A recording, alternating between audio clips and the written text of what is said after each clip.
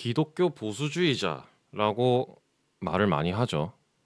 기독교 보수주의자라는 표현을 상당히 많이 씁니다. 주변에서도 그렇고 유튜버들 중에서도 기독교 보수주의자라는 말을 쓰는 분들이 몇몇 분 계셨어요.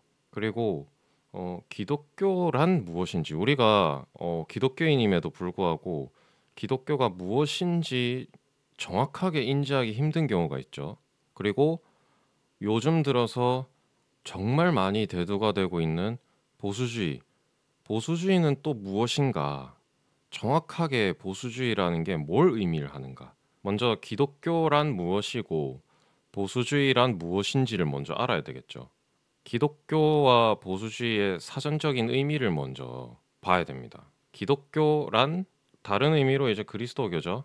주로 이제 우리가 믿는 대상이 있죠. 예수 그리스도의 삶과 가르침에 이제 바탕을 둔 아브라함계 유일신교입니다. 그 다음에 보수주의의 또 사전적인 의미가 있어요. 보수주의는 뭐냐 그러면 급격한 변화를 반대하고 전통의 옹호와 현상을 유지, 그리고 점진적 개혁을 주장하는 사고방식 또는 그런 경향이나 태도라고 나와 있죠. 뭔가를 지키고 수호해 나가는 태도라고 보면 됩니다. 태도입니다, 태도. 그러니까 뭔가 사상이나 어떤 체계나 이런 게 아니에요. 태도입니다, 태도. 그래서 사람들이 많이 오해하고 있는 게 이 급격한 변화를 반대하고 전통의 옹호와 현상을 유지하는 이것을 뭔가 하나의 사상 체계처럼 받아들여요. 근데 이거는 사상 체계가 아닙니다. 그냥 태도예요. 경향이에요. 그래서 요거 두 개를 일단 사전적인 의미로 딱 짚고 넘어가면 좋을 것 같고 하나씩 하나씩 이제 주관적이면서 보편적인 해석을 한번 봅시다. 기독교에 대한 사실 보편적인 해석이 있습니다. 기독교는 하나님의 진리를 연구하고 정리하면서 기초를 세우는 학문 그 자체입니다. 학문으로 가면 신학이 되고 윤리, 도덕적 질서와 사회 시스템을 구성하는 사상 체계가 되면은 이게 기독교 사상이 됩니다. 동시에 사회를 통찰하고 분별하는 관점이 되기도 해요. 기독교는.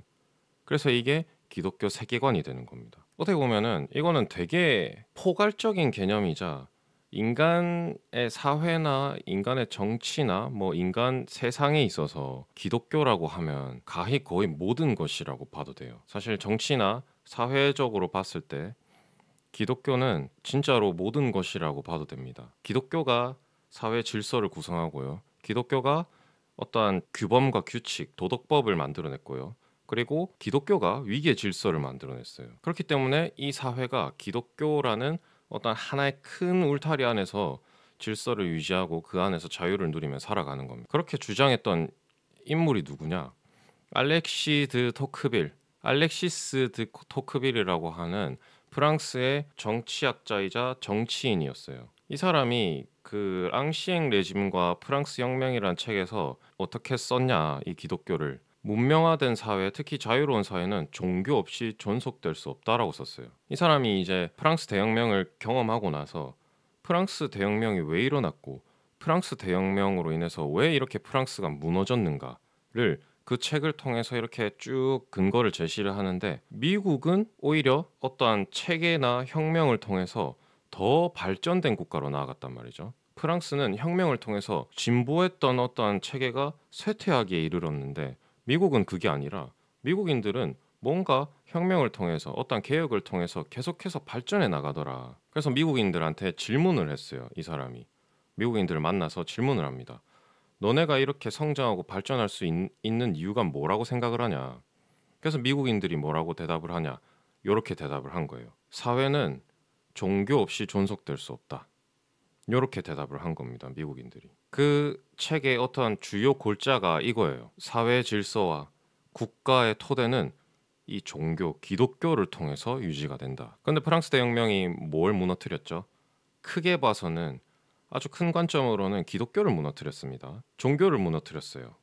그리고 그 위에 뭘 세웠죠? 개인의 이성과 합리성을 세웠습니다. 그렇기 때문에 이 기독교가 국가의 토대이자 국가의 어떠한 모델을 제공을 하는데 이거를 무너뜨린 거예요. 그러니까 프랑스 대혁명이 전혀 자랑거리가 안 되는 겁니다, 사실. 자기들은 자유를 위한 투쟁, 혁명을 통해서 왕정을 무너뜨리고 국민의 자유를 되찾았다 이런 식으로 자랑을 하지만 그 자랑이 아니에요. 국가의 질서 체계가 그냥 완전히 무너진 겁니다. 그걸 통해서. 그래서 이 교회라고 하는 것, 기독교라고 하는 것은 토크빌이 봤을 땐 이런 거예요. 그리고 보수주의자들이 봤을 때는 전통의 기반을 두고 초월적 권위를 인정을 하고 위계서열을 중요시합니다. 요거는 살아가면서 그리고 사회에 있어서 국가에 있어서 되게 중요한 개념이죠. 전통의 기반을 두고 초월적 권위를 인정을 하고 위계서열을 중요시한다. 기독교가 이러한 역할을 한다는 겁니다. 국가에 있어서. 그래서 기독교가 국가의 교로 보급이 되거나 아니면은 포교 활동을 통해서 그 국가 안에 기독교인 비율이 늘어나면은 당연히 나라가 잘 살게 될 수밖에 없는 거예요. 국가의 모델이 되니까 정치의 모델이 되는 겁니다. 기독교가 들어가면 질서가 바로 잡히고 그 안에서 정말 올바른 자유가 피어나게 되어 있습니다. 기독교가 들어가는 순간. 그냥 하는 말이 아니라 실제적으로 사실적으로 이렇다는 거예요. 그래서 기독교는 정치적으로 그리고 국가적으로 이러한 역할을 한다라는 거. 그럼 보수주의는 도대체 뭐냐? 보수는 이데올로기가 아니라 마음의 상태다. 이데올로기는 사상이죠. 사상이 아니라 마음의 상태고 인간과 사회를 바라보는 하나의 태도다. 이렇게 얘기를 했습니다. 그래서 보수주의는 어떠한 교리가 아니고요.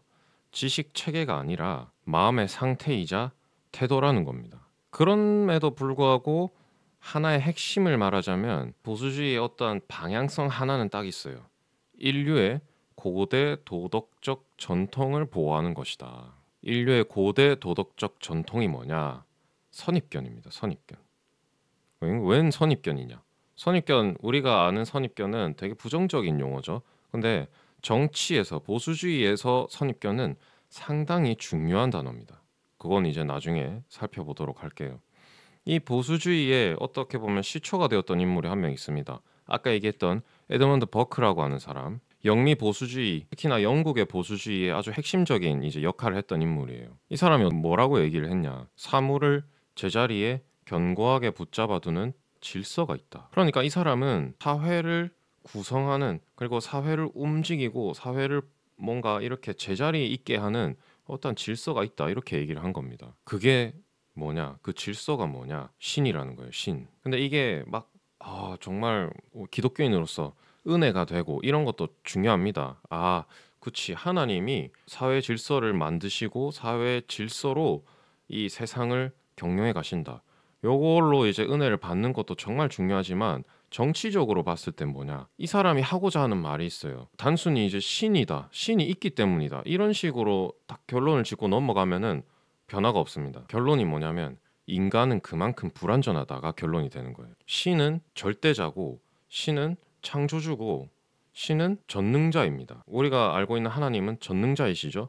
그렇기 때문에 이 사회를 붙잡아 두고 제자리에 있게 하고 그리고 움직이게 하고 역사를 이렇게 움직이게 하고 흘러가게 하고 왕을 세웠다가 패하고 이러한 권한들이 하나님께는 있습니다. 근데 인간에게는 있다 없다? 없다. 인간이 불완전하기 때문에 인간이 만든 세상이 이상향, 유토피아가 될 수 있느냐 없느냐? 없다라고 인정을 하는 거예요. 보수주의는 여기서부터 출발을 하는 겁니다. 그래서 우리가 이 하나님을 믿는다는 것은 반대로 말하자면 인간이 그만큼 불완전하다라고 인정하는 것과 똑같은 거예요. 이 정치 체제, 고도의 정치 체제는 어떠한 개념이 필수적으로 들어가냐? 어떠한 전제가 필수적으로 들어가냐? 인간은 불완전하다가 필수적으로 들어가요. 미국의 의회 제도를 한번 볼까요? 미국의 의회 제도 어떻습니까? 알고 있는 분 있나요? 미국의 의회 제도는 양원제입니다. 양원제. 하원과 상원이 있어요. 하원과 상원이 있기 때문에 하원의 어떠한 의결을 상원이 견제할 수 있고 상원의 의결을 하원이 견제할 수 있습니다. 이러한 개념이 다 어디에서 출발하는 걸까요? 다 인간은 불완전하기 때문에 권력을 하나로 모으면 절대 안 된다. 이렇게 받아들이는 겁니다. 우리가 얘기하고자 하는 그런 삼권 분립도 마찬가지예요. 삼권 분립도 왜 권력을 세 개로 나눕니까? 입법부, 사법부, 행정부로 왜 나눌까요? 그걸 하나로 묶어 놓는 순간 인간은 불완전하고 인간은 권력에 대한 욕망이 있기 때문에 독재로 갈 수밖에 없다는 거예요. 그래서 둘도 아니고 셋으로 나눠서 그 셋이 서로를 견제할 수 있게끔 만들어 놓은 겁니다. 그러니까 인간이 불완전하다라는 걸 다 전제에 깔고 가는 거예요. 인간은 그래도 하나님이 우리를 구원하셨기 때문에 괜찮아. 구원받은 사람들인데 뭐 믿어야지. 이런 식으로 가면 절대 안 된다는 겁니다. 항상 의심해야 돼요. 왜?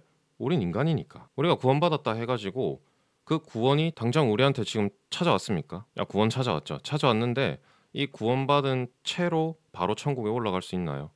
안 됩니다. 필시 어떤 과정이 필요하죠? 성화의 과정이 필요하죠. 왜? 인간이니까. 그러니까 이런 불완전하다라는 거를 인지하고 인정해야 되는 거예요. 거기서부터 시작하는 겁니다. 보수주의가. 그래서 어떻게 보면 결론을 딱 내리자면 보수주의는 기독교에 포함이 되는 개념이에요. 사상 체계가 아닌 거죠. 마음의 태도이고 뭔가 경향이라고 할 수밖에 없는 거예요. 왜? 기독교에서 나왔으니까 애초에. 특히나 이제 구약의 도덕법, 그 도덕법을 지키고자 하는 움직임으로 발전을 했었던 겁니다. 애초에. 그리고 또한 어떻다? 사회의 질서는 신이 만들고 역사는 신의 섭리 안에 있다. 이런 식으로 인정을 하게 되는 겁니다. 그렇기 때문에 보수주의는 기독교 안에 포함이 된다. 자, 여기서부터 우리가 처음에 질문을 던졌던 그거에 대한 답을 내릴 수 있어야 돼요. 기독교 보수주의자라는 용어가 옳냐 틀리냐 하는 질문을 던졌죠. 그리고 기독교는 뭐고 보수주의는 뭐냐 라는 질문을 던졌습니다. 제가 그거에 대한 답이 이미 나온 거예요. 기독교 보수주의자라고 하는 용어가 틀렸다는 이유가 이겁니다. 모든 기독교인은 보수주의자일 수밖에 없어요. 그쵸? 그런데 모든 보수주의자는 기독교인이 아니에요. 신론이 명확하지 않기 때문에 보수주의가 말하는 신의 정의가 일치하지 않아요. 모든 보수주의가 정확하게 삼위일체 하나님을 믿지는 않습니다. 유일신은 믿어요. 신이 있다라고 인정도 해요. 그러나 그 신이 정확하게 삼위일체 하나님이냐? 그건 아닙니다. 그래서 제가 말씀드리고 싶은 거는 보수주의자면 그냥 보수주의자, 기독교인이면 그냥 기독교인이라고 해야 되는, 두 개를 혼용해서 쓸 수가 없는 겁니다. 애초에. 그래서 기독교인이라면 그냥 기독교인, 보수주의자라면 그냥 보수주의자, 그렇게 갈 수밖에 없는 거예요. 애초에. 왜? 개념이 다르고 그리고 기독교가 상위 개념이기 때문에, 보수주의의 상위 개념이기 때문에 우리가 기독교인이니까 그저 우리는 기독교인이다 라고 얘기를 하면 그 안에 보수주의를 지향한다 라는 설명까지 포함이 되는 겁니다.